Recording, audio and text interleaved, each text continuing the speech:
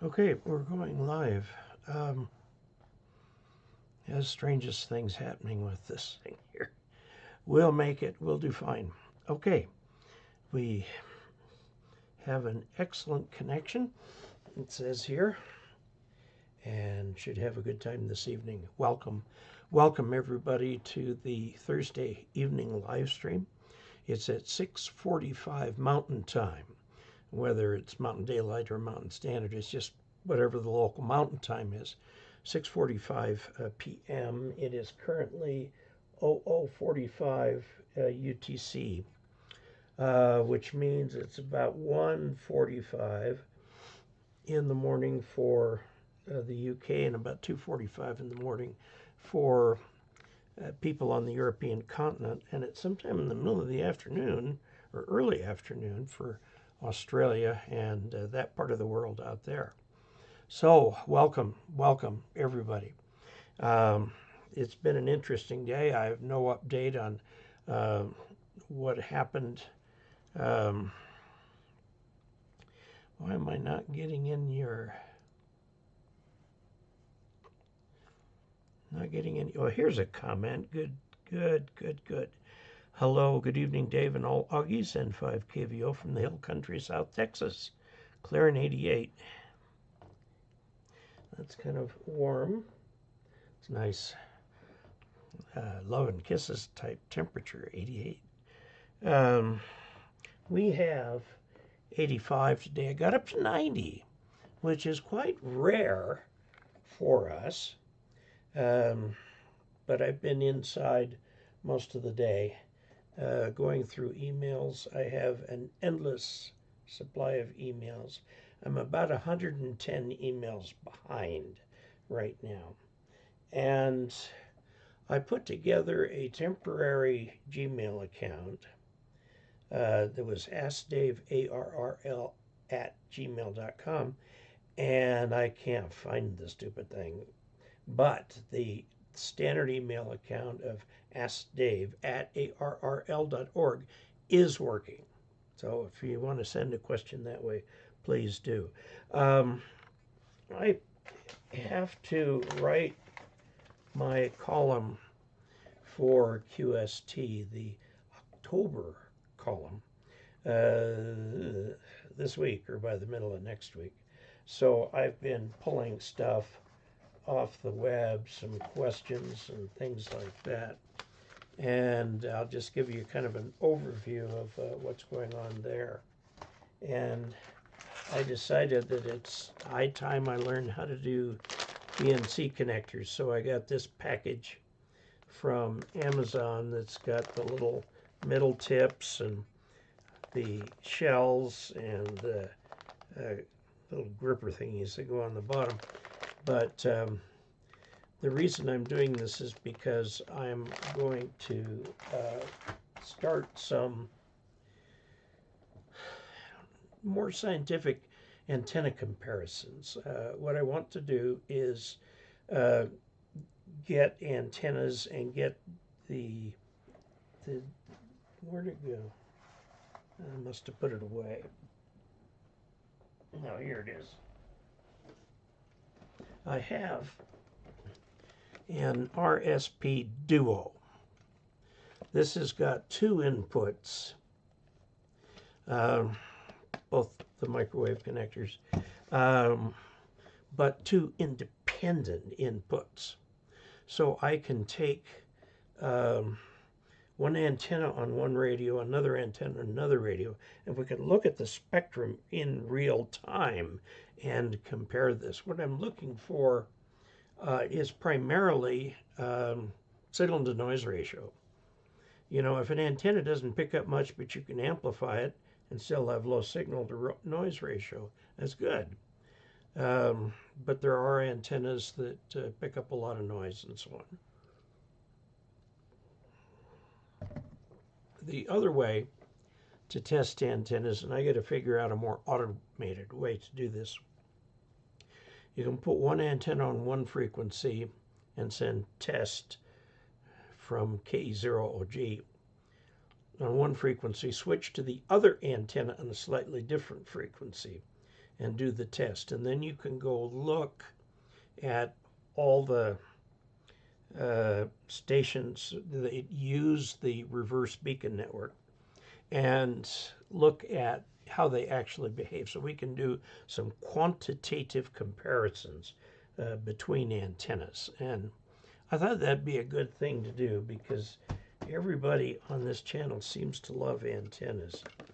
The receiver I'm using is, I consider, a pretty doggone good receiver. The SDR Play receivers are nice. They're well built. I mean, this is steel case.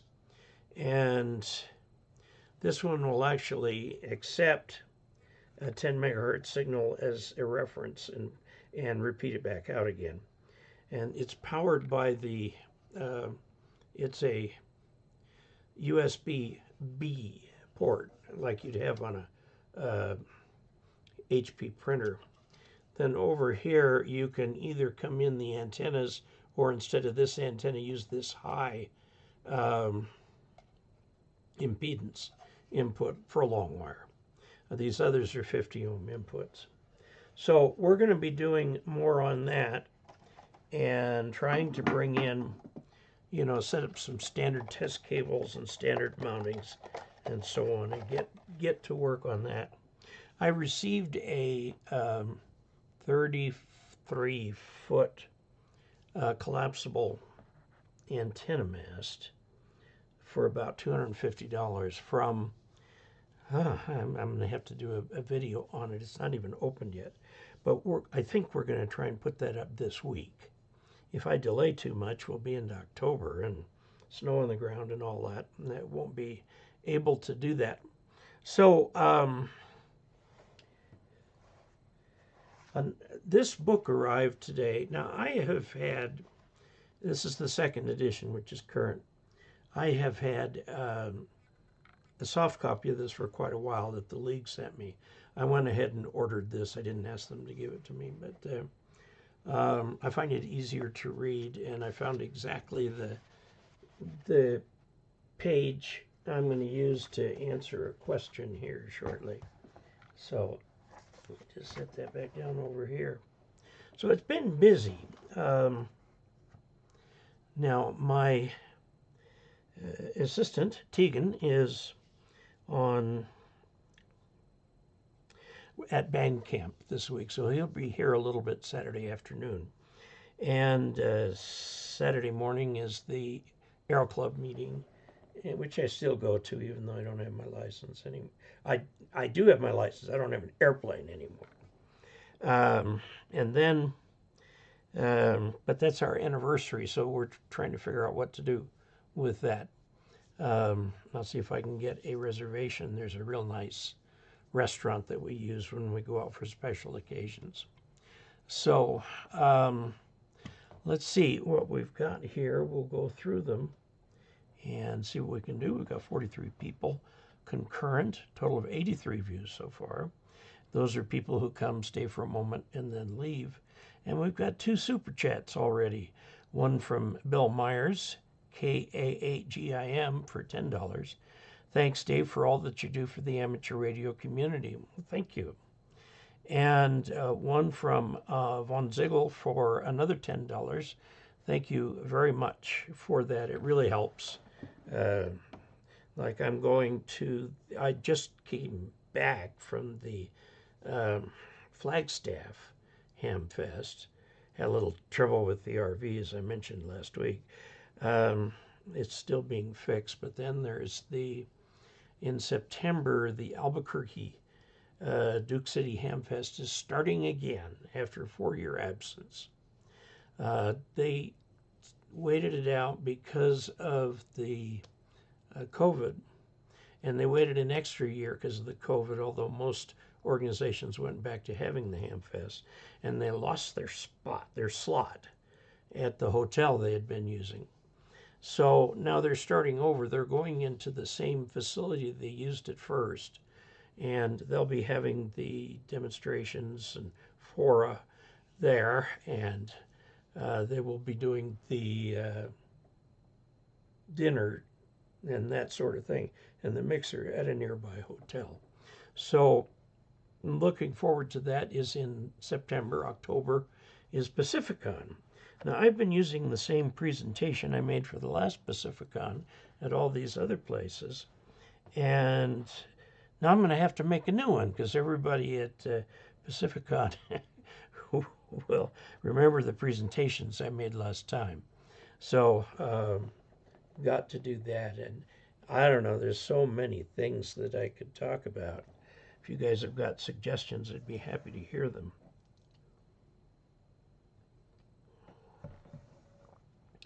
Oftentimes there's not an overlap in attendance between the different hamfests. Some of them there are, but now in this Flagstaff Hamfest has a way to go in terms of attracting people. I only had like 12 people in the audience, and that's not very many when you're sitting in an auditorium that handles about 150. So, but you know, I gave the presentations anyway. Presentation. I gave one presentation. Okay, let's go back to the beginning and see what everybody's saying. KE0OG, hi Dave and all. Terrence in the UK. Hi Dave, hope all is well with you. Everything is, except the poor RV that's feeling quite badly right now. Bill Meyer, KE0OG, just addresses Augies. Leo Gustafsson says, hello, Dave and everybody. Leo, KK7CLY from Albany, where it's 91 and 46% humidity. I just got a gaming chair, kind of like Dave's. Yeah, this is supposedly a gaming chair. It's comfortable. I weigh kind of at the limit of what it'll take, so I'm constantly pulling it back up, but it's been a nice, comfortable chair. The old chair that I have was cushy and designed for all-day seating, but it got to the point where something bent and it went like this. And no matter how you spun it around, it was off level enough that I finally got rid of it. And now my assistant, Tegan, has resurrected the thing and he uses it. And I says, how can you stand it not being level? And he just shrugged and went on there. Okay, so Richard Myers, hello from South Daytona, 81 degrees, no storms today, watching the tropics. Yes, I understand there's another storm brewing. Bill Myers, KE0OG, currently 72 degrees with 94% humidity here in northern Wisconsin. That's at a level of humidity where everything just gets soggy. I mean, you pick up a piece of paper and it's like holding a dish rag. Lefty, good evening, Dave and Augies worldwide. It's 86 and muggy here in Davenport. Bill, sorry, it says, Leo says to Bill, sorry for that humidity figure. Stephen Lynch, Dave, I'm not a ham. Well, you've come to the right place, but I'm a CB guy. Your videos are a wealth of knowledge to me, and I appreciate you. Thanks. If you go to the ARRL, let's see if we've got screen. ARRL. Oh, first of all, go to YouTube.com. And then in the search, go into, ARRL headquarters, ARRL space HQ. Okay, and right up at the top, you see the My Technician course. This is a playlist. Okay, so what you see, hello, I'm sure it'll go nuts, but you see here, oh, you can't see. Down at the bottom, there is a list of all the videos, and these match the technician section for section. So it'll help you through the, we don't need that up. It'll help you through getting your technician license. I encourage you to do that. A lot of hams got their start in CB.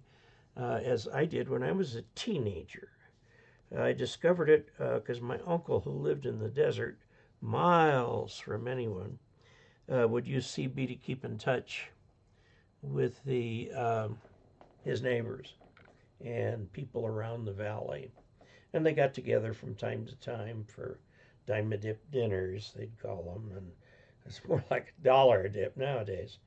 And I would go out and stay with him.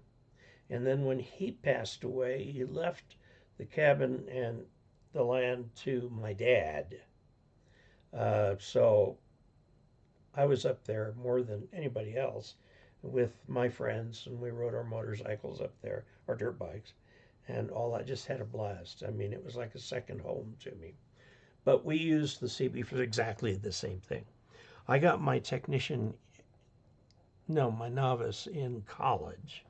So let's see. The temperature here is 84. The 92 was the high point. It's right now 13% humidity. That's 13%. Okay, let's see. Richard, South Daytona, 81 degrees. Okay, 72, Northern Virginia. Stephen Lynch, not a ham, but a CB guy. Well, I'm glad that you enjoy them and find them useful. Carol Martin, which I think is probably Glenn. Hello from far west Missouri area, 89 degrees, 35% relative humidity. Leo, after the rebuilding of the door lock PCB on my van and its subsequent failure, I just learned about counterfeit components now becoming more prevalent than ever before. Yes, it is absolutely true. Everybody is counterfeiting. They're counterfeiting pharmaceuticals. They're counterfeiting chips. They take old computers and use a blowtorch to desolder all the components from it, and they'll clean them up. And if they're clean enough, they'll repackage them and sell them as new. And it's a nasty thing that's going on. I would buy from a reputable vendor when you look for that. Even sometimes stuff sneaks in. On the space program, back during the Apollo days, NASA required provenance on every single component. Every nut, every bolt, every fin, every gas tank, everything had to have a paper trail going all the way back through its manufacturing. And if you screwed something up, boy, they'd get that paper trail out and find you. So, because NASA's philosophy at the time was build a little, test a little, build a little, test a little. And that's how we got to the moon. Let's see, SpaceX's philosophy is build something, fire it. No, it didn't work. Okay, build something, fire it. No, it didn't work either. And it's sort of build and try, build and try, build and try, build and try. So they did okay. They've done okay. They're really just, they can sell a launch or a cargo trip or humans to the space station for a fraction of the cost of the United Launch Alliance, ULA, which is Boeing plus Lockheed. And it just shows you a great difference in some of their fundamental business philosophies that SpaceX has been far more reliable. SpaceX is using its own rockets to populate its satellites for the Starlink system, which is what I'm on right now, Starlink. And they have been doing well. They do launches not as a special thing, not as the capstone of building something, but they do launches as though it's an everyday thing. Okay, there's a new rocket. Let's start reading data. get it positioned, ready to go, fired off.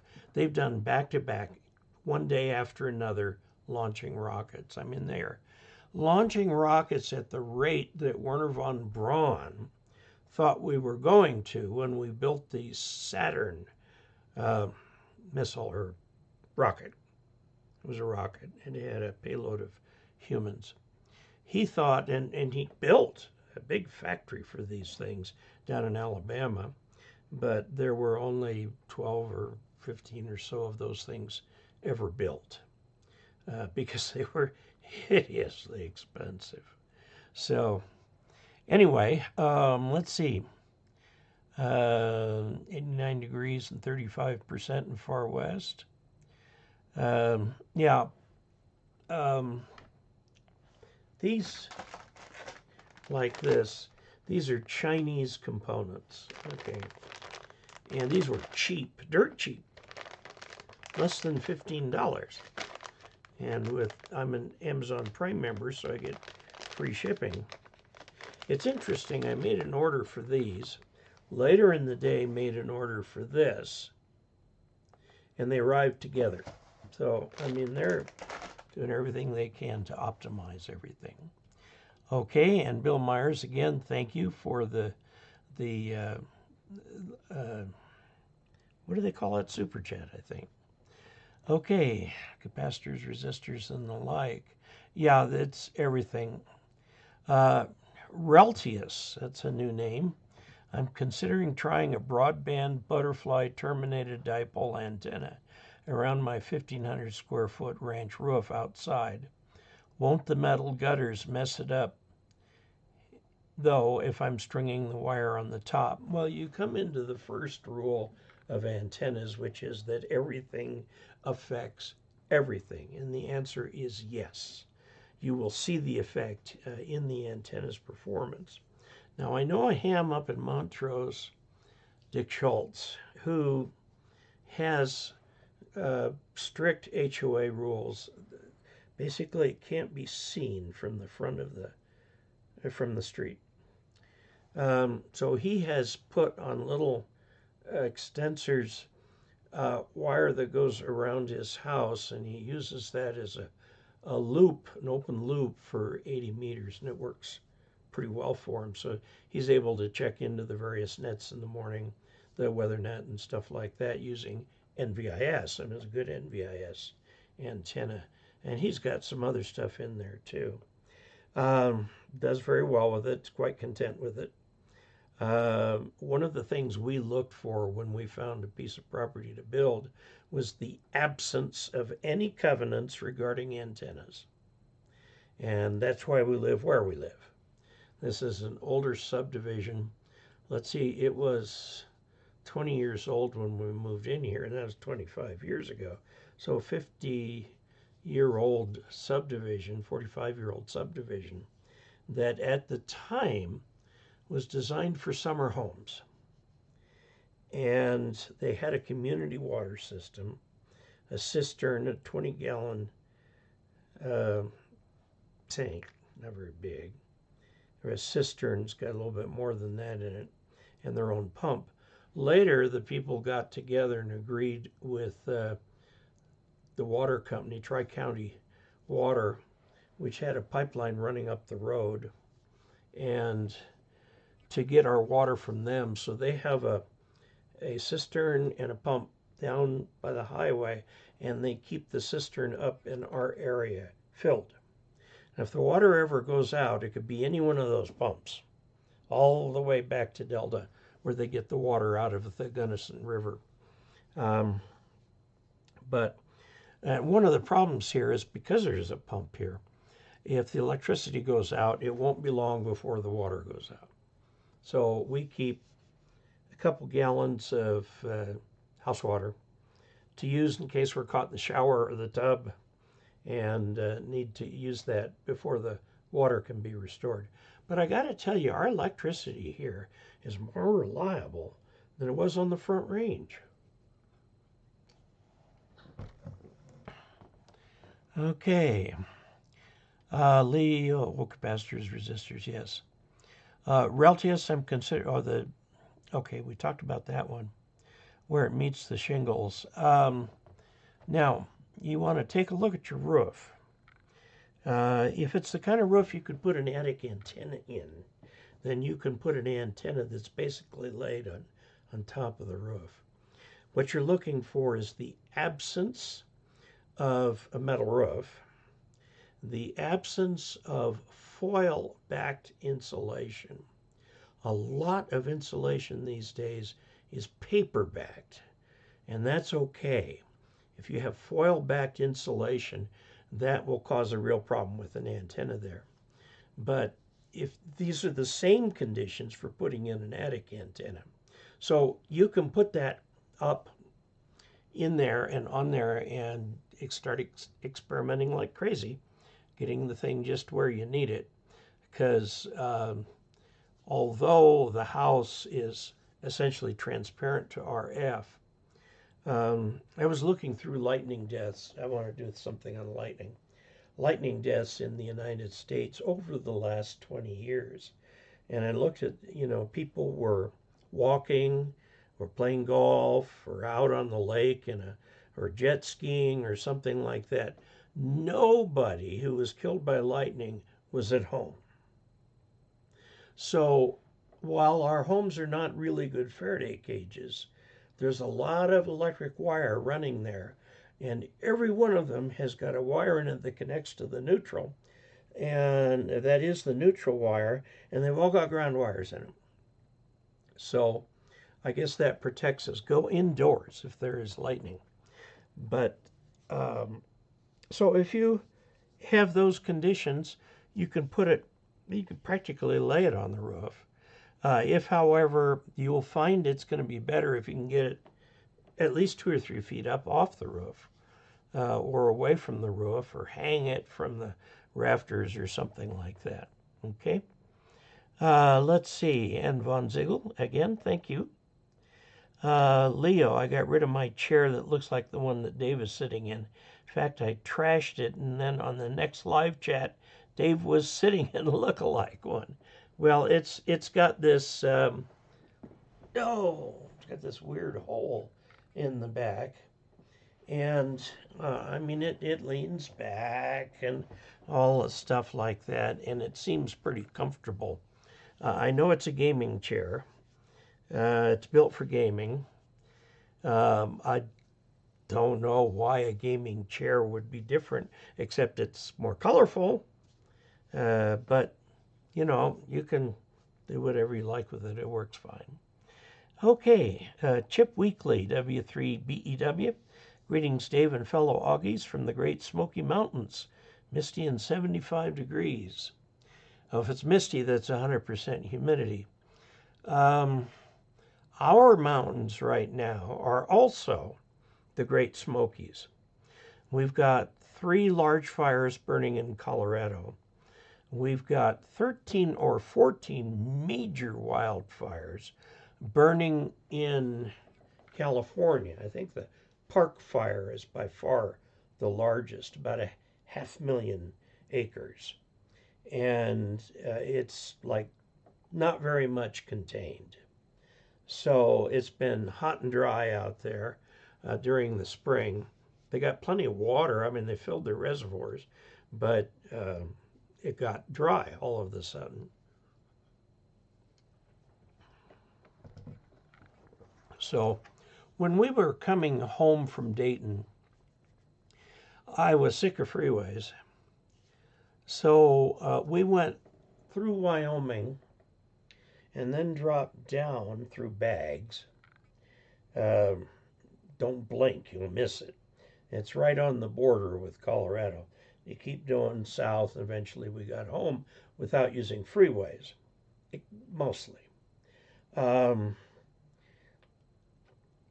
But, I was trying to think what we discovered doing that. I'll think of it in a minute. Man, I'm getting bad with this old age thing. I don't like it.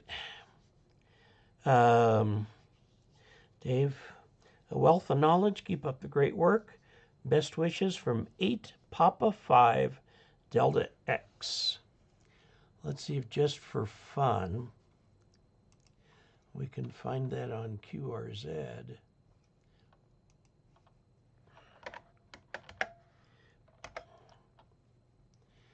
That was, find it again here, 8 Papa 5 DX. 8 Papa 5 DX. Okay, that's Rico Norville in Barbados. Okay, very good. And this is his station. You can sort of see it. Let's get up here where we can see it. Okay, here's his station. Some of his HTs and a radio. This is the Eaton radio. And this is looks like an FTDX 3000. I've got one sitting right here. And there's antenna wires and so on, fan dipole for there. And I assume that these are what they would call harmonics, with the dog being the fundamental, and there's all the harmonics. So this is what he's doing on Barbados. Very good. Good to see you, and thank you for sharing with us. Okay, we'll go back to here, and I'm going to pull this down again where I can see it. Okay, so Dennis Gross. Hi, Dave. AE0VA. Dennis with a question. Is there a way to superimpose MANA or NEC antenna plot on a polar projection map? Here's where you get into trouble with that. The projection that you're looking at is a logarithmic scale. It's log from the inside out. Okay, so you go a certain distance in, that's 3 dB. About that same distance in will give you 6 dB, and then you go up to 12 dB and so on. So it's a logarithmic map. And we have to keep in mind that the radiation patterns are not transmitter power transferred on a linear map. Okay, a linear map, if your power were to go down by 3 dB at your location, it'll go down by 3 dB or half an S unit at the far location. And you have to remember your antenna has side lobes and stuff like that. Now, can you do it? Yes, you can.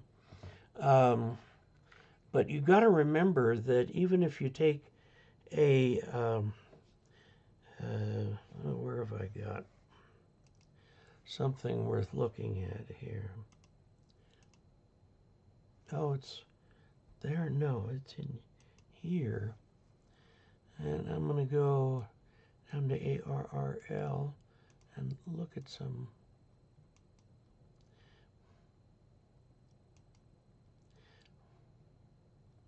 I did a video on this once. I'm looking for an antenna pattern.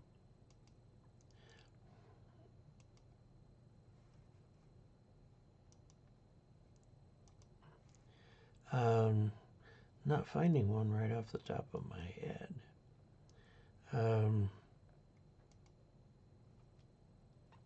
Well, you know what antenna patterns look like. They, you know, all the squiggles and stuff like that. But if you get down to the part where your antenna says minus 12 dB, 12 dB down, that's 2 S units. So if you're transmitting and the antenna were pointed in the right direction, it'd be 5.9. It will be 5.7 at the other end. That's, in many cases, a perfectly acceptable signal. So if you want to plot onto a map where your signal is mostly going, you can get a rough idea of transposing one. What you need to do is use an application like PowerPoint, or in the LibreOffice, It's presentation. Let's see what it is. Text, right here. LibreOffice. Impress presentation. Now, you're going to have to play with the as-el plot to turn it into a GIF that is transparent. You might be able to do that with, what's this called here? Fastone image viewer. There are things you can do. It will take the background part and turn it into transparent. And then you can just plop that down on top of your as-el map. This is my as-el map. There you go. There. I keep this in hand because I've got a semi-beam. For example, this tells you from here, which is the center, if I want to talk to Europe, I've got to be pointed up over there to do it. It tells you which way to go. These maps are readily available from NS6T. That's November Sierra 6 Tango.net. And it will make this map for it. You have to put in the lat long or grid square coordinates of where you are, and it'll make a map for you, which is helpful if you do have a beam antenna. Okay. Let's see. Whoops, we went flying there.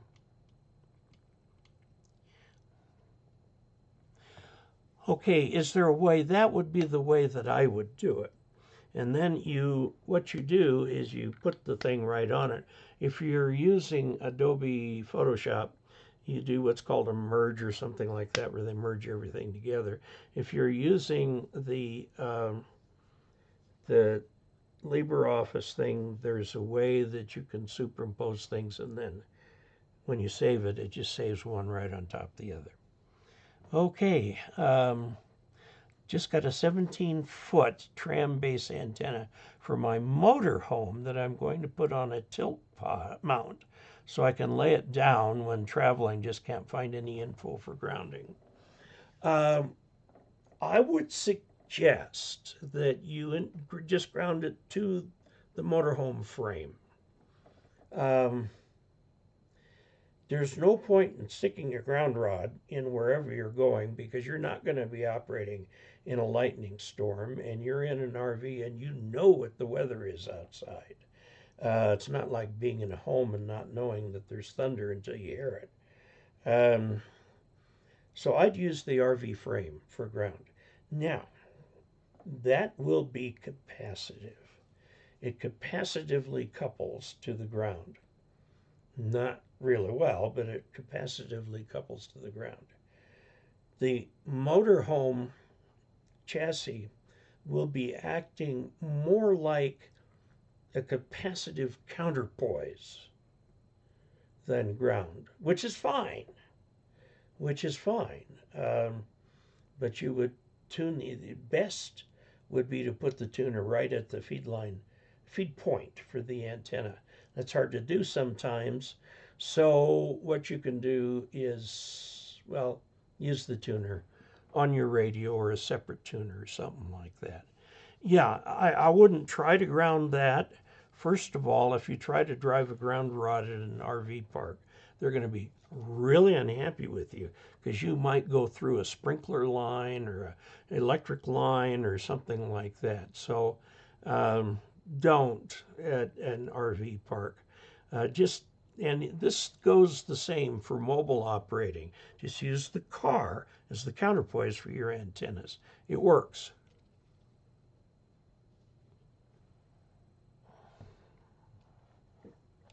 Leo, I got it from Costco, so returns aren't an issue. Let's see what Leo got. Oh, Got it from a Costco. Oh my, that's too bad. Of course, they're trying to sell at the lowest possible price, but you know, it's interesting because I got my Nano VNA from Walmart, of all places.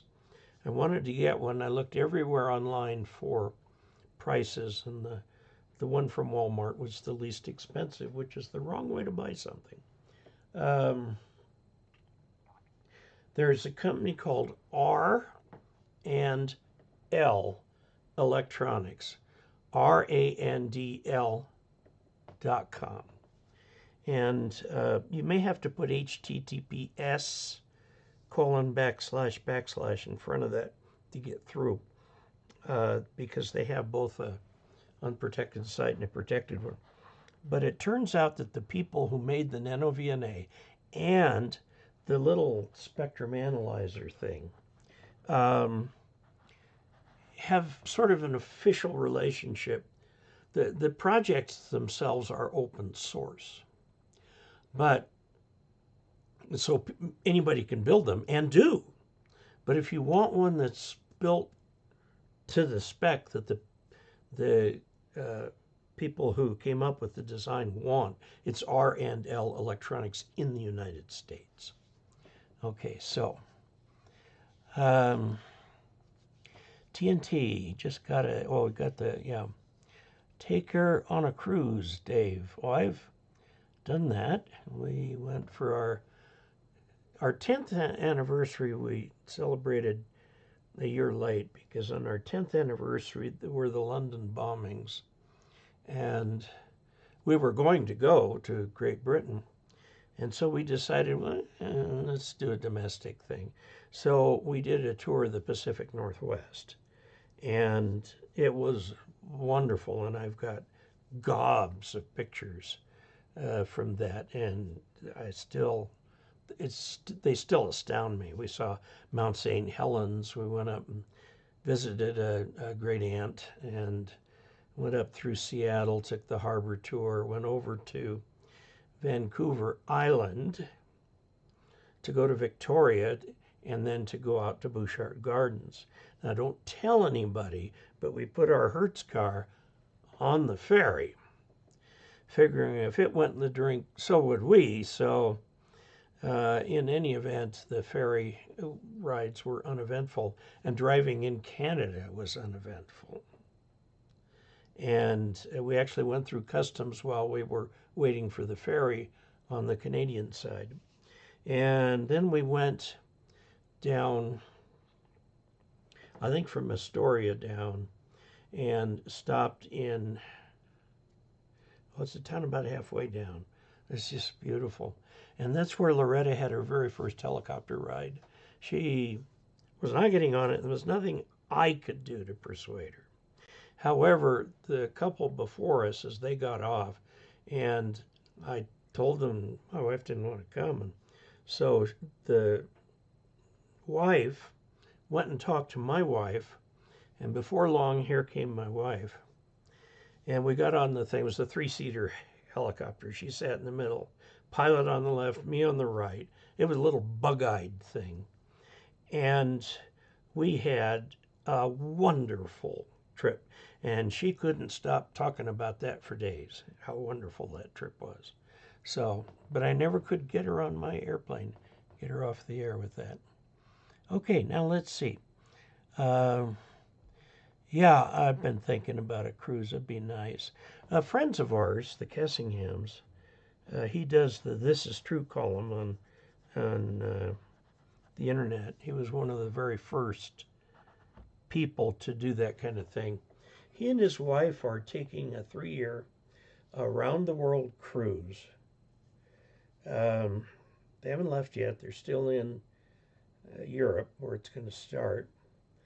And they had all kinds of problems with the company getting the boat and everything like that. They had a ship in mind, and the deal fell through at the last minute.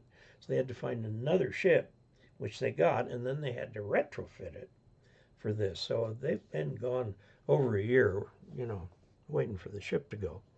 But they're going to stop at 54 ports, and they have, thanks to Starlink, internet on the ship, so he makes his living on the internet, so he'll be able to do that from the ship.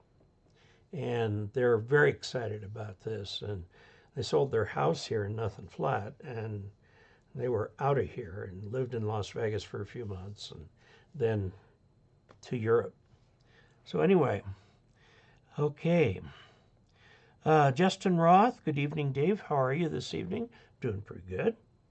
What do you think of the announced ICOM ID 52A Plus? I don't have any information about it. Is that a VHF radio? I'm thinking it is, the way it's numbered. And any speculation as to what ICOM will announce at the Tokyo Hamfest? I think another high-end radio. I talked with their marketing guy at Dayton and asked him specifically, what are you going to do with the 7300? He says, why should we do anything with our best-selling product? So they're going to keep doing that. Yaesu has come out with some competitors. They kind of bracketed the ICOM on either side price-wise. And the ICOM is still the reference station. Okay, I haven't changed that. Now that we've lost MFJ, I'm going to have to replace the antenna in the reference station because you can't. I don't think you can get that MFJ 2010 antenna anymore.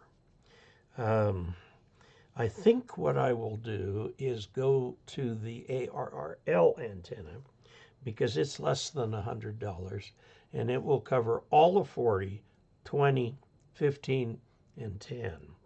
And it's an end-fed antenna. And if you have enough wire for an additional 66 feet, it'll cover 80, 40, 30, 20, 17, 15, 12, and 10. Amazing, these end-fed antennas. I've tried it. I've got the ARRL antenna. And it took me a while to put it together because it involved drilling holes in a little electrical junction box, and I am absolutely horrible with mechanical tools. But finally, with the assistance of my assistant, we got the drill press out so we could be precise. And I drilled those holes, and the thing went together in Nothing Flat, and worked first time. Okay, let's see. How are you this evening? I don't know what it will be. They had the parts out there. There were enough parts that I don't think it would go in a little box. So I'm thinking it's going to go in a bigger box. Now by parts, I mean circuit boards. Okay, Carol, good luck with your RV. NOQ. Well, thank you. I am hoping for it. The day after we left Cortez, I got a text from the guy saying that he'd ordered the replacement rebuilt engine and that it would be there in about 8 or 9 days. So, kind of a hard thing to get from one place to another. You can't just throw it in the mail. So they'll get that engine. He's expecting 9 days, and then it will take some of his time, and he's got to juggle it with other things to put that engine in. So I'm figuring a month for the whole thing. We'll see if that happens. He does not ordinarily work on RVs. He works a lot on boats, a lot on cars, but he was not at all afraid of replacing an engine. And he seemed like the crusty kind of guy that you knew he knew what he was talking about. So anyway, okay. Good luck with your RV. Justin Roth said it was in the mid-90s here in New York City today. Oh, I bet you loved that. Terrence from London, 18 centigrade, 91% humidity there in London. That's a little warm, isn't it? Leo, I could deal with 66 degrees. Yes. Let's see, it's 72 in the shack right now. I've got a separate air conditioner in here because my wife likes it a little warmer. So we've got the house set at her favorite temperature, and I've got this little split unit set at my favorite temperature. So it's pretty good. Okay. Roger H. Hi, Dave. Is there any good ham station online to go listen? Yes, there are several. And now, let's see how to find them. Let's go screen and search for ham stations online. Listen to ham radio online live. WebSDR. Okay. So you can try one of those. Ham radio stations listen online. That streams over the internet. Okay. Internet-based radio. Amateur radio for your PC and smartphone. So I see lots of possibilities there. I just searched for ham stations online and got quite a few things there. Okay. Good evening, CB. Got a lot of flooding tonight from rain near Marshfield, Wisconsin. Yeah. It seems like when it rains, it pours. Good evening, Dwayne. 76 here in New Hampshire. TNT 84 and 73% humidity here in Middle Tennessee. 48 watchings and no likes. Well, I would appreciate it if you would like it. The ham radio online sites, yeah. There are sites that you can just listen. There are also sites where you can listen and transmit. Those are fewer, and you have to become a member of whatever organization is that maintains that, and that may involve a fee. Okay. The FCC calls these stations remote. If you lose contact with the radio station, it has to go off the air within something like 3 minutes. And there are other little things like, for example, you are the control operator and responsible for whatever's transmitted. And when you tell people where you are transmitting from, you need to tell them the location of the actual remote station. Okay, there are a lot of contests and stuff that won't let you use remote stations. So, whoops, something about DigiKey here. Where to go? DigiKey or Mouser are reliable resellers. Yes, they are. Robert Varner, hello from KC2TEL in New Jersey. Hello. Douglas V, Amateur Radio and more. Shalom. Peace to you too. Paul C, VK4DPC. Hi, Dave and fellow Augies. Greetings from a sunny Brisbane in Australia, where it is daylight. CB, I live in a microclimate just south of San Francisco. We not only don't need air conditioning, we sometimes have to turn the heat on in July or August. I suppose we should wait for the system to come back again. Okay, now I remember what I was going to tell you. We came home from Dayton at the end of May. I guess it was pushing June. We came down from the north through Baggs, and one of the towns we went through was Meeker. And it's a very pretty place. But Meeker looked like it was in the tropics. It was that green. Everything was so green that, it just was lush. It was sort of like a little microclimate around there. The grass by the side of the road was green. The hills were all green. The fields were all green. It was green, green, green, green everywhere. And then by the time we got down to Grand Junction, of course, that was gone because Grand Junction's out in the desert. But the grass in the desert around here has been green, or at least mildly green, much longer than it usually is. So, well, that nice little microclimate. Of course, I think I told you the story about when I was a teenager, we got a new church building. The Mormon church does all this stuff from Salt Lake. And they decided that although the chapel got air conditioning, the classrooms didn't need it because we were within 50 miles of the ocean. That didn't last long because there in La Crescenta it would go well over 100, 105, something like that in certain times. And I have seen it over 100 with my own eyes in the San Fernando Valley in January. So yeah, it gets warm. They finally came back in and retrofitted air conditioning.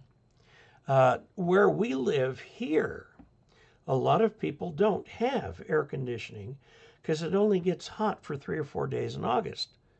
Well, that's the way it was like when we moved here. It is certainly not the way it is like now. We've had the really long string of 80-plus degree days.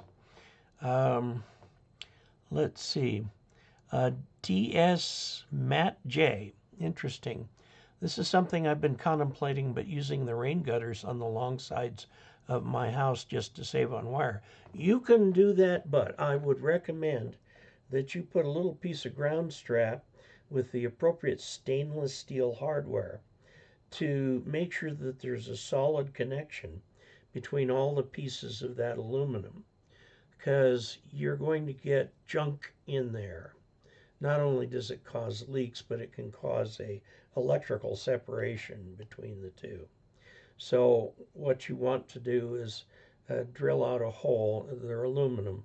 So use stainless steel hardware and use a washer between where it hits the pole and where it hits the strap, and to keep the corrosion at a minimum. And then you can do that. I knew a former Colorado ARRL section manager who loaded up his gutter and was working DX with that. So, okay. Leo said, when my wife and I lived in Coos Bay, Oregon, the temperatures were moderate relating to the proximity of the ocean, though it was swamp coolers type of cool. Yeah, a lot of people around here had swamp coolers, and this house was originally intended to have a swamp cooler. We were going to have in-floor heat and a swamp cooler for those few days that it was hot. And so we couldn't afford the in-floor heat. So I said, just go regular forced air. And so he said, okay, so HVAC, and we ended up with air conditioning. I didn't know we were going to end up with air conditioning, but we did. We used a swamp cooler on the front range, and it made the high temperatures tolerable.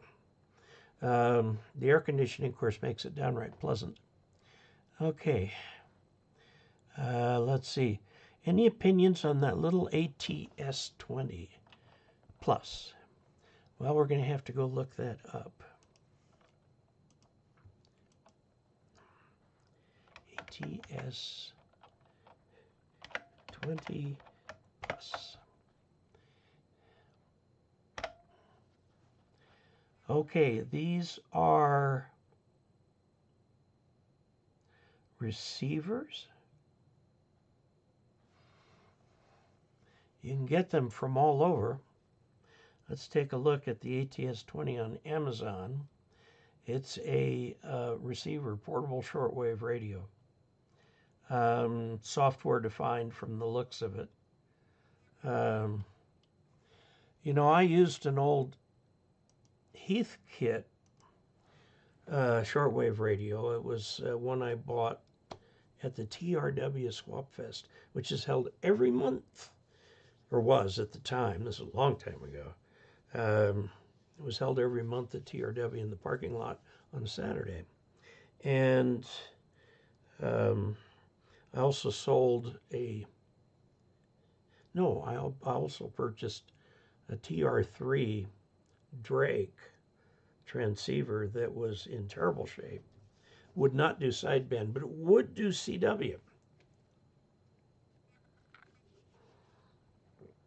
Didn't have the money to buy a new rig. We had just moved to Colorado, house payment, 2 kids, job, all that sort of thing. Okay. So what do you want? I do not have any opinions. I assume it's fine. Bill Myers, KE0OG. By the way, the mark of a good shortwave receiver is that it will accept a real antenna. A lot of them had the RF gain turned up so much that if you hook them to an RF antenna, a real antenna, all you'll get will be junk. So the good radios, you need to connect an outdoor antenna, and you've got an actual RF gain control to play with. Sometimes also what they call an antenna trimmer or something like that. Sometimes it's just marked antenna. It's a small capacitor that's a sort of a poor substitute for an antenna tuner. Let's see here. I was going to go over a few things. Receiver on Amazon. Okay. Dave, I have a Delta 4 antenna switch for my 2 antennas that is well grounded. When we have lightning in the area, I disconnect the coax to my radio, but do I need to? That's up to you. I would if you want to. Now note that the Delta 4 antenna switch has a middle position that is ground. It grounds all the antennas. So any kind of a bias T needs to go between the antenna and the switch. I've got 2 of them here. And there is a lightning interceptor, one of their little gas discharge tubes in the switch itself. Okay, let's see. Doug Dry. Hello, Doug. Good evening, Dave and all Augies from Doug, KD4NC in Kennesaw, Georgia. It's unreasonably hot and muggy here in Georgia. Temperature in the mid-80s after dark, but humidity is higher. Feels like, say, 102 degrees. When I was down in Florida, it was the same kind of thing. The worst thing to happen was to have it rain in the morning. Usually it rained in the late afternoon. It will cool things down a little bit. But if it rained in the morning, you were going to have an incredibly humid afternoon. And that could be just downright horrible. When I was down in Casler Air Force Base, outside Biloxi, I'd go running in the afternoons with a classmate. We were perfectly matched. We ran in step. I mean, it was great. He was a good friend, too. And we were doing that out after classes, so it was 5 or 6 o'clock. And, it could get warm. So, Glenn K. Hello, Dave and Augies from Glenn, K2KXY in New York. Any idea why some hams don't adhere to using the NATO ICAO, that's the International Civil Aviation Organization, phonetic alphabet on voice? I hear a lot of Japan Kitchen and other on the bands. There are 2 answers to this. 1, they're lazy. They want to be cute. Just like when I say I'm King Edward Zero Old Grouch. Okay? That is playful phonetics. It should be Kilo Echo Zero Oscar Golf, or Kilowatt Echo Zero Oscar Golf. But kilo is what's usually used. Now, when I was flying, back when I had an airplane, kind of hard to fly without one. I did that once on a motorcycle. Motorcycle went this way, I went that way. That was a flying lesson. I didn't use any phonetics while I was doing that, per se. But it was, anyway, when you're using it with airplanes, you have to use the FAA mandates their use. Now, the other answer is that a separate DX phonetic alphabet has kind of emerged over the years. For example, I should be Kilo Echo 0 Oscar Golf, but the golf doesn't have a real strong consonant in it, so it doesn't get through very well. So I'll say Kilo Edward 0 Ocean Germany, which is from the DX informal phonetic alphabet. Ocean Germany. I have heard people from some other DX countries say Ocean Harmony. So, fine, it depends on the local, but everybody knows Harmony, Germany, whatever, that's a G. Whereas golf doesn't have a strong consonant, golf.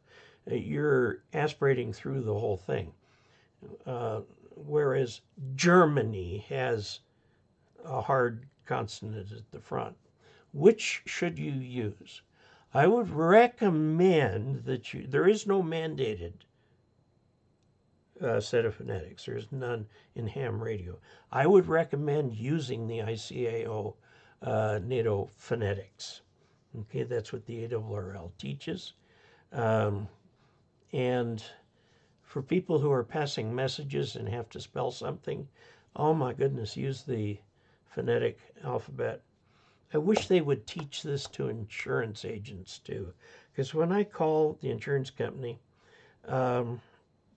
it sounds like the person who's talking to me has the microphone way out here, and I can't hear them, and they can't hear me, and so sometimes I have to spell it out. Casler, Charlie, Alpha, Sierra, Lima, Echo, Romeo. And some get it. Some get it immediately. Others are like, could you spell that again, sir?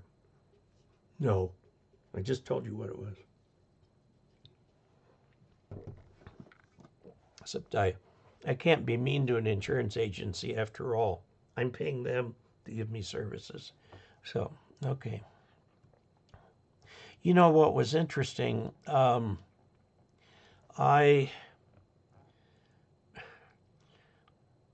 a week before we went to Santa Fe, I was seriously considering getting breakdown insurance from Good Sam for about $50 a year.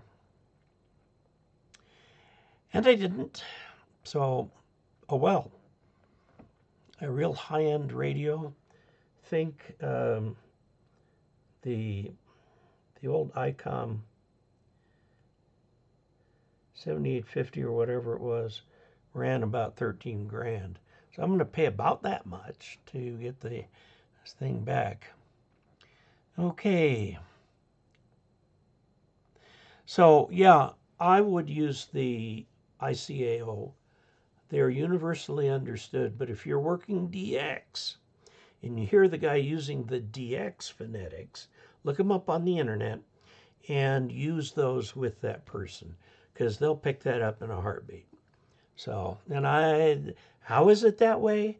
Tradition. Okay, so RS Evening Dame from Camarillo, California. Got some monsoonal influence today. Right now it's 70.3 in the backyard. And best wishes to all from Rick, KN6 UTF. Jason DiCarlo, GIMP, GIMP, is as good as the professional Photoshop software for editing images, and it is free/open source. I can do almost, and I would say 99%, of any editing that I need to do in fast stone image. Let's see what they call it, fast stone image viewer. And then they have a companion product, which is not freeware. It's shareware, and it's fast stone capture. They overlap a lot between what they do, but it does give you the ability with the fast stone capture to take two images and join them, either side by side or whatever, and join them into one JPEG, which is handy for the video and stuff. And so that's what I use for that. And if it's something I can't do, I work around it. One of the things I really would like to have in there is a, well, let me say one good thing it has is a color picker. You can put that little dot anywhere on your computer screen, and it'll give you the RGB values just like that. And I use that when I need to match colors. Say I've got a partial logo, doesn't quite fill the screen. I'll put I'll use the color picker to find out what the thing is, and then I'll put behind that in the video software a color screen that's exactly the right color, and works like a charm. One thing that I wish it didn't, that my video software does, is a green screen stuff where I can pick a color and have that go transparent, which is what green stuff is. The reason they use green is because very little of a human being is green. And it actually does do it by chroma. Now, chroma is the color. It can go from bright to black, okay, but same chroma. So if you get a little bit of shadow on the green screen or so on, it doesn't matter. You're dealing with a constant chroma. And I used to do all my videos green screen. Okay. Yeah, GIMP, I tried it once and didn't want to relearn it. Larry Fields took Class B exam, had 75 questions, but we'll see results at 2 p.m. Questions were different than my info. That's true in a lot of countries. Used to be true in the United States. They would give you the exam, they'd give you a syllabus that you would study from, and then they'd give you an exam on the application of the things that you learned in your syllabus training. The FAA used to publish their question set, but no longer do. And the reason is that some companies were coming out with, I don't have it here, lists of all those questions with the answers, and people could study the test. And so they just simply didn't. And when I went to take the test, I had to take it twice because it expired, 2 years, expired before I got my license, thanks to the scattershot instruction I had. Don't do that. If you're learning to fly an airplane, find an instructor you like and stick with him or her. Okay. Now, you will find, for example, that one of my instructors taught me how to do a forward slip to a landing. That's a requirement, forward slip to a landing. You're coming in way high. You've got to drop really fast without gaining speed in order to hit that runway. And you use a forward slip. You push one rudder pedal all the way to the floor, and you use the stick to balance it so that you're going in the right direction. And by moving the stick back and forth, you're using the ailerons. By moving that back and forth, you get the aircraft lined up on that runway. And sometimes you have to go forward just a titch or back just a titch to get it just right. And then just before you hit the ground, you bring the pedals to neutral and plop her down very nicely. That was the last thing I had to do on my exam. And fortunately, I'd practiced it a couple days earlier. And I got down there and I was on the rear wheels. And I just stayed on the rear wheels and went down the runway. The instructor, or the examiner, said, "What are you doing?" I said, "This is such a fantastic airplane. I'm wheeling it down the runway." So, anyway, um, yeah, we're going to go to some things I wanted to show you. Leo Gustafson added $10, said, "Thank you, Dave, for your knowledge and help." Pedro Marias added $20. "Thank you so very much for this. It really, really helps." Let's see. I'm going to show you a couple things. I'm going to put this on the, I have the weirdest things going on. Okay, so this is the Logitech Brio that I had for the overhead, but it was really poorly focused before. So I thought, all right, I've solved the problem. Now you go to the teleprompter view and we're back to the wrong ratio, and it's really not clear at all. Now they're identical cameras.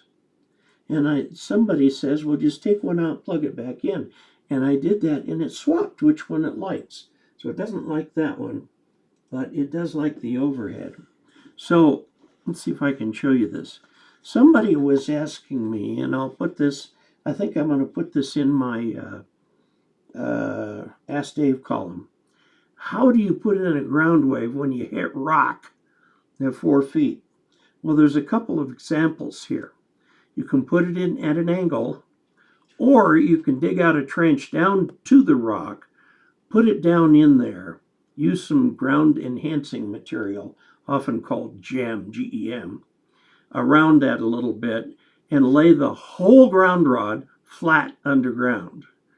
Okay, you can do that too. And that really helps in Arizona, places like that that tend to have very hard ground. So that's going to go in that answer.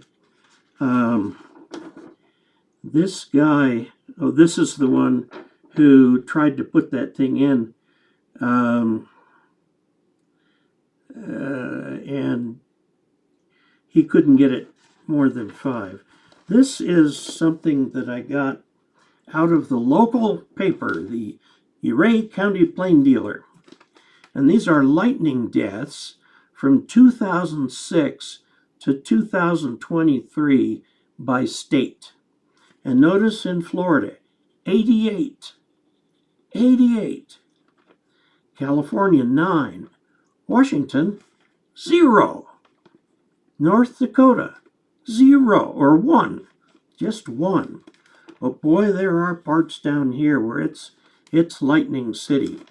Now, I'm going to do this in a video that sort of, I will say, adds a coda to what ARRL First Vice President Kristen, I'd have to look up her name, said about grounding. She lives in California in the Bay Area. I don't get much lightning there.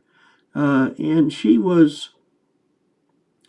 has gone through her station with a fine-tooth comb and put ferrite beads everywhere she needs them, and is very happy with the result. But I want to talk about not everything is like California. So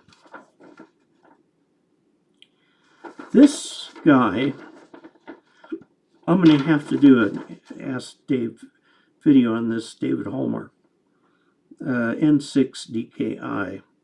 He's moved from Southern California to the deep south and will be putting up antennas. And so he's asking me questions about ground rod runs. My basic answer to him is grounding best practices are found in this book. So now there was some guy who asked me a question, says he talked to an old timer who told him that it's against the law to ground radios. And he quoted some section of something. Well, the relevant one for us is National Electric Code. And while it's vague, we can also use the Motorola book on grounding and bonding. And that book is excellent. If you watch Ask Dave #8 on station grounding, it covers all this stuff. No, it's not illegal to ground your radio. Yes, you should bond it to your household utility ground. You should bond all your ground rods. And I'm a little remiss in that myself because my installation of the step IR, big IR, is pretty permanent and there's a ground rod there. I should ground that to my other ground rods. Okay, anyway, he's sending me lots of stuff. My basic comeback is going to be that ground means ground. It doesn't mean a wire that touches something on the ground and then goes somewhere else. Ground means ground. Okay. He says, over the years, we were taught never to ground both ends of shielded lines unless the ground points were at the same point potential. That's the point of bonding, so that they are at the same potential, and then go right ahead and ground both ends. And I discovered with a different antenna, but it was very full of noise. It was just terribly noisy. But I had a point in there where there was a connection between two pieces of coax, and I just touched that connection to ground, and poof, the noise was gone. I started hearing signals. So I am a strong proponent of being properly grounded. Now, he talks a little bit about coax. I'd appreciate a response. It appears that the feed line length can impact the resulting signal next to the antenna. The answer to that is no. That is not true. If you've got an antenna that is relatively okay for grounding, for SWR, the length of the cable, the only difference it's going to make is a few wobbles here and there. But the longer the cable, the more losses in the cable, which will make the SWR appear better than it really is. Okay, so I did an episode on TLD, transmission line for Windows, where you can play with that.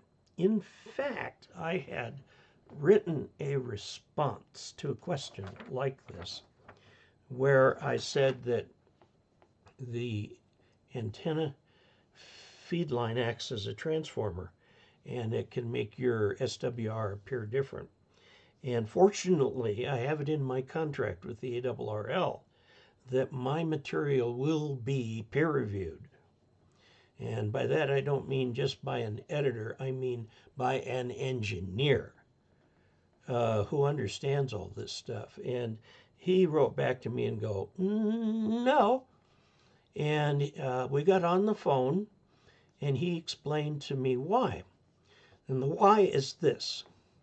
The SWR is a function of the reflection coefficient of the antenna. Now, the reflection coefficient of an antenna is a complex number, so it has a real part and an imaginary part.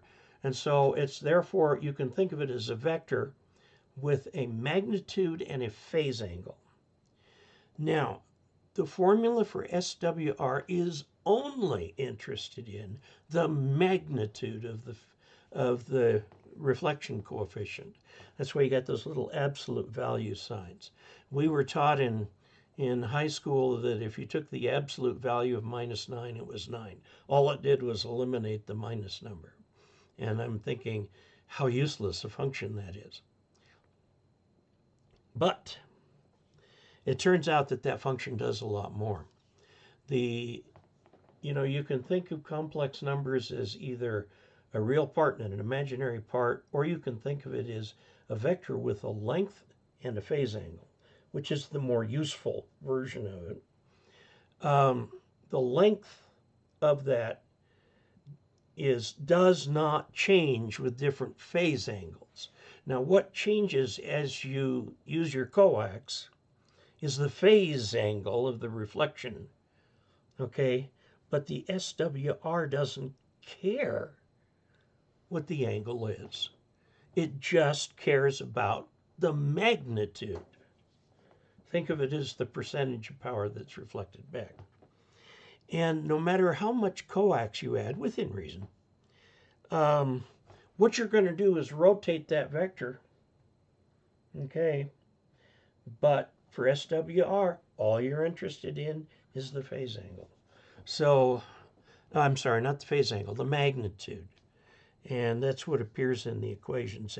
And I rewrote my answer to reflect that there. So if you've been keeping up with my column, you'll remember that one. Now, I also was given some vague information on, oh, don't make it a quarter wavelength or stuff. But I can show you on TLW. In fact, I think I did in a video exactly how that works. Now, there's another guy by the name of Martin Brossman, and he is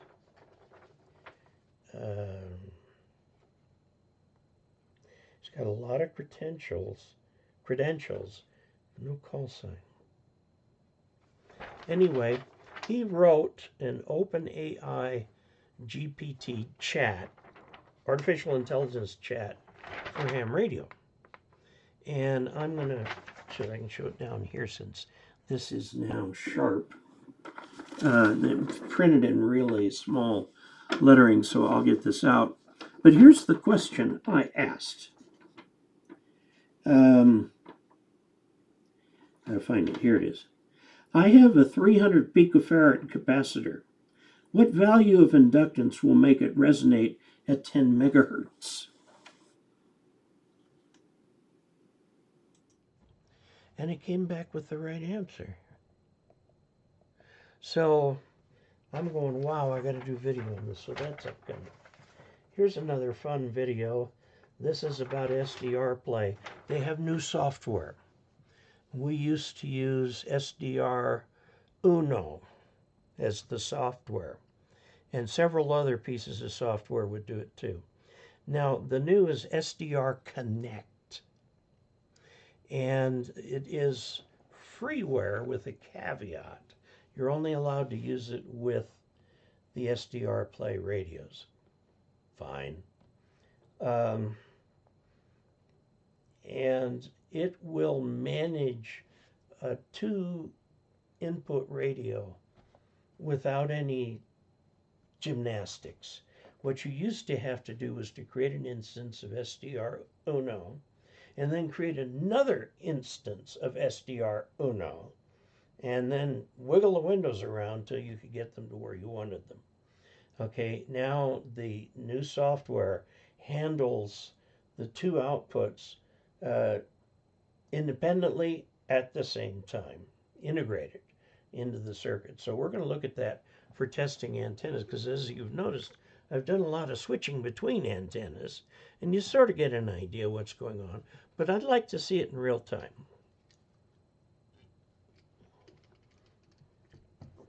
Now again, these came, the connectors, dirt cheap, which means they're probably worth about what I paid for them, which was not very much. And they're like 25 cents a piece or something. You can't get PL259 connectors for that. You just can't. So, and the crimp-on connectors for PL259, the common ones, you still have to solder the tip. So this is not something you can do outside or where there's a breeze or whatever. These are completely crimp. You crimp that middle piece and it actually comes up from the bottom over, and you slide the ferrule on that, crimp that, and you've got yourself. Now, these are made for RG58 cable, which is what cables are usually made of for test instrumentation and stuff like that. I don't like RG58 cable because it's not a 100% shield, so you can get leakage. And I've got to look and see if I can find some that is the right length, or I'm sorry, the right coverage. Hopefully somebody does. Yeah, I'm an old school DX alphabet. Yeah. Let's see. Phonetic alphabet from the placemats my mom got from her trip to the U.S. Virgin Islands. That's fun. TRW's swap meet is still alive. Hi, Dave, and all this is Tango Alpha 1, Tango Mike Yankee. I just want to learn why propagation on HF bands is not as good as 3 months earlier. Well, I would say Levant Tamai. I'm going to assume it's pronounced like it would be when I was over in the Philippines. AY was I. The HF bands are better, or as good, but you need to sample more frequently. I was doing something where I was going to do a video on a receive-only antenna from W6 LVP. I think it's LVP. And I turned on my radio, and the bands were dead, dead, dead. And I thought, oh my goodness, is my radio broken? Have I tripped over an antenna line? And then, you know, I looked, we were in the middle of a geomagnetic storm. I waited a few hours, and by evening, bands were back. So these geomagnetic storms are frustrating, I know, but you can get real-time propagation information on the internet. NOAA, our Weather Bureau, NOAA.org, National Oceanographic, and NOAA. I'd have to look up all the acronyms. Anyway, it's one of the first things that goes, you know, acronyms. Anyway, I looked that up and discovered, you know, I'm just gonna have to wait, and I waited, and fine, it was fine. The same thing happens. We've been getting a lot of geomagnetic storms.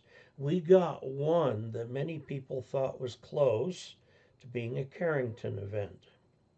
Now, the difference between then and now is that our equipment is much better designed, much better protected, and, for example, long utility transmission lines, when they get into a substation, the first thing they go through is our breaker. And the long pulse takes a few seconds to build up on the thing. That is plenty of time for that breaker to open that circuit. Now, that drops electricity, of course. They'll try to recoup as fast as they can.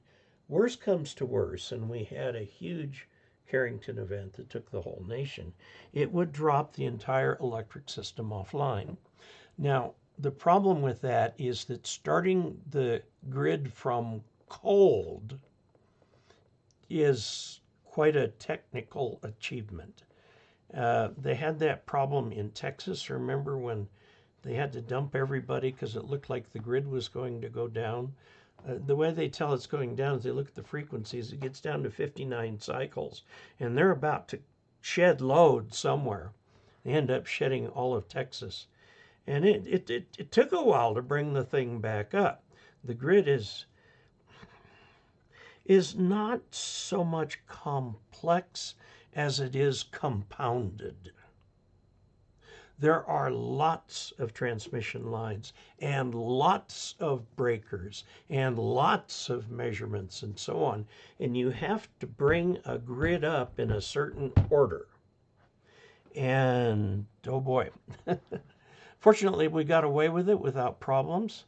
For example, when lightning hits the line here, it will try 3 times to reconnect. If it has not succeeded by then, it will go down and stay down. Almost all the time, the first time it tries to reconnect, everything come back up. So when I was a kid, if lightning hit the power lines, you'd be without power at least for a few hours. So my name was Dave. Yeah. Charlie Alpha Sierra Lima Echo Romeo's last name. By the way, Prince Charles, now King Charles. My wife was very much taken by Queen Elizabeth's new baby because Charles was born a couple years before me. So he was still a tyke when I was born. And so she insisted that I have the name Charles. And my dad, she wanted to name me Paul Charles. But my dad says, no, wait a minute, I get to name one of the names. It's going to be David. And so it's David Charles Casler. And now that Charles, the man I was named after, is king, oh boy, just look at the privileges coming my way from that. We are a National Oceanographic and Atmospheric Administration. They also do space weather. So you can take a look at that. Time for a haircut, Dave. I'm thinking about it. I'll get there. I'll get there. I've never grown my hair out even when I was a kid, so this is probably the longest it's ever been. I might let it go for a little bit and then get it cut. I've never had long hair. I don't think I look particularly good with long hair, but oh well, there it is. Okay, so thank you all, and I appreciate you. I really appreciate all these super chats. You can also do them when you are commenting on a video. I don't usually read the comments. If there's one I should see, then draw my attention to it at AskDave@aorl.hq. Okay. I am now having my assistant go back through all the comments and put a thank you for all of those who use, they've got a different name for it. I don't know what the name for it is, but it all goes into the same pile. So thank you so very much. And I will see you next week. And so I will say 73.